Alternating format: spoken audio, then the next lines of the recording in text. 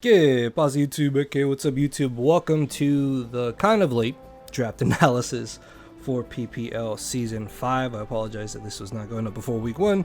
Just a lot of stuff just going on. You guys already know the gist of everything. So let's hop right into this. So we were invited to PPL Season 5. PPL has been around for a very long time, never competed in it until now. We have 23 other coaches. We got broken up into 2 divisions, 12 coaches in each draft. So there's a whole bunch of different people you guys can check out. Their links will be down in the description, so make sure to do so. If you guys missed our week 1 battle, check that out. Week 2 will be going up after this, whenever this goes up, hopefully before week 2. If I can get around to that. I'm gonna try and get around to that. But anyways, we got pick number 4, I believe, out of 12, which is actually really good because certain high cost Terras and Dragapult were gone. So if we had been like halfway through the draft or like later in the draft, it would have been a little bit rough for us to get a solid round 1 pick. Luckily though, 4 out of 12 is great because we actually got 1 Mon. I was stuck between 2 Mons and both of them I think fell to me here at 4, so I was really debating which one I wanted, and the one I've wanted to use since Gen 9, since it was allowed, and one of my all-time favorite legendary Pokemon, that is going to be Darkrai, aka Blackbeard. Shout out to the One Piece fans.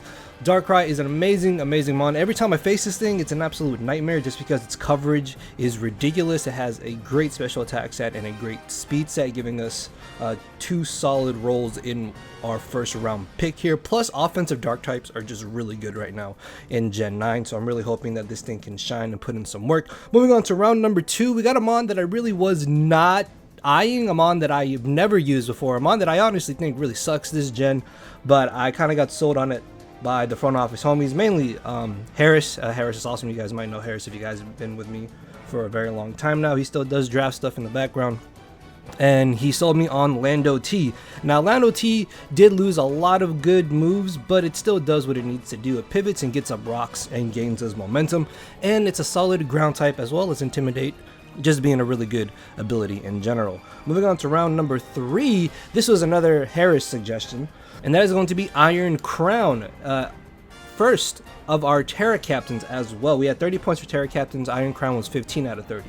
Now, honestly, I'm not really big on Iron Crown. I feel like having to rely on potentially running Focus Blast kind of sucks, but he sold me on the vision of this with Terra. It is definitely a giant nightmare to deal with. It has great bulk, gets momentum with Volt Switch, and can be a just hard hitter, Scarfer, or a setup threat, which is really nice. Its downside though is that it's a steel type that doesn't have rock, so we got to fill that out later on. So round number 4 was one Mon that I was really excited to use, a Mon that I've actually been wanting to use for a while now, and that is going to be Cyclozar, aka Foreign, because she's bad.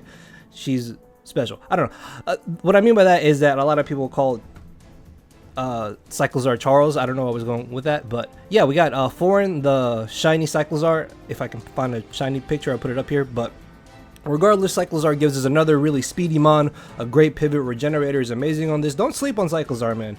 It's really underrated. I think its point value has jumped up like 1 or 2 points since the beginning of Gen 9, but it's just a really great spinner right now in the current metagame, which is awesome. So moving on to our next Mon is our second and final Terra Captain, and that is going to be Ogerpon Teal Mask. Now this was another Terra I was not really too high on, but after looking into it and what it could fill for our roles that we needed, I grew more towards liking the pick here. So Ogerpon is really nice with the speed stat. With the Terra, it can get a speed boost, and unlike its other forms, it can actually run items, which in a sense can be actually more beneficial than one of its other forms. I think originally I wanted Hearthstone, the fire Ogerpon, but normal Ogerpon with Terra is still pretty solid in my opinion.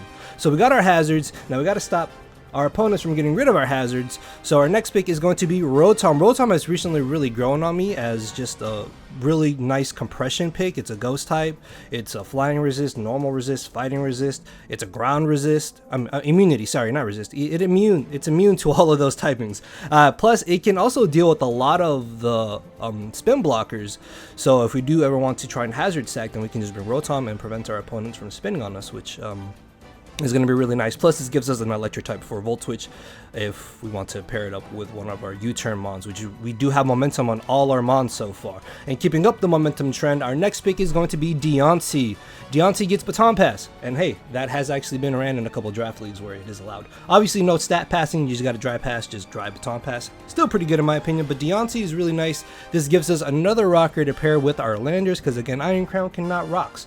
So Deontay gives us another rocker as well as a spiker, because Ogerpon doesn't always want to run spikes. Ogerpon wants to be offensive, or it can be a nice pivot, but Deontay can be offensive, be a pivot, be defensive, be a hazard stacker, be a setup sweeper, just an all-around nuisance to try and break through because it is so ridiculously bulky. So I'm really happy to try out Deontay here. Deontay is another mon that I actually been wanting to try out this generation. I wanted it with Terra originally, but I feel like Iron Crown and Ogerpon together with Terra are still pretty good enough. Moving on to our next pick is a mon that's kind of fallen off, I've heard. I've heard a lot of people say that this mon is just nowhere near as good as it used to be, and that is going to be Urshifu Rapid Strike. I actually really liked Urshifu Rapid Strike when I had it in the MBC last year, I think around this time. So I'm hoping that we can change the PPL coaches' minds here with Urshifu Rapid Strike. Obviously, Surgeon Strikes crits every single time. That's absolutely insane. This thing hits like an absolute truck. Another momentum mon with U-turn, and just an all-around good fighting type to pair with Darkrai, because we want to get rid of those pesky seal types and overwhelm those fairy types.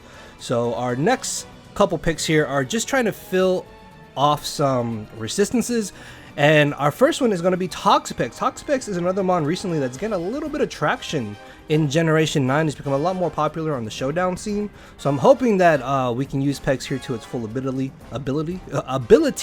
Now, it's not as passive as Alomomola. Oh, sorry, it's more passive than Alomomola, but it's still just ridiculously bulky and can do a couple different things extra that Alomomola cannot. So I'm really hoping that Pex can be useful here for us in our PPL run.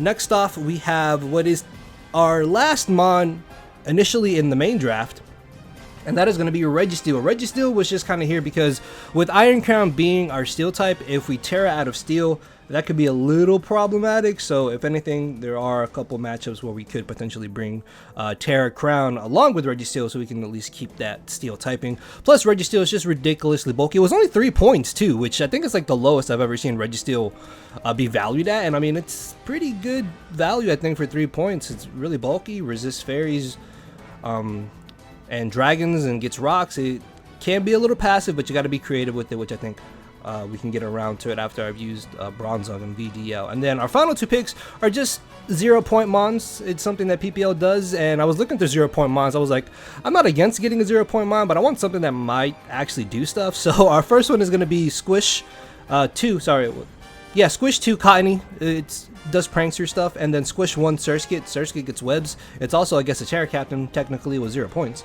So yeah, guys, that is our squad. Let me know what you think about it in the comment section below. Check out our week 1 match, and this should be going up before week 2. So week 2 should be going up after whenever this goes up. So yeah, check that out, and I will see you all later. So yeah, let me know what y'all think, and subscribe if you guys want to follow us for this journey.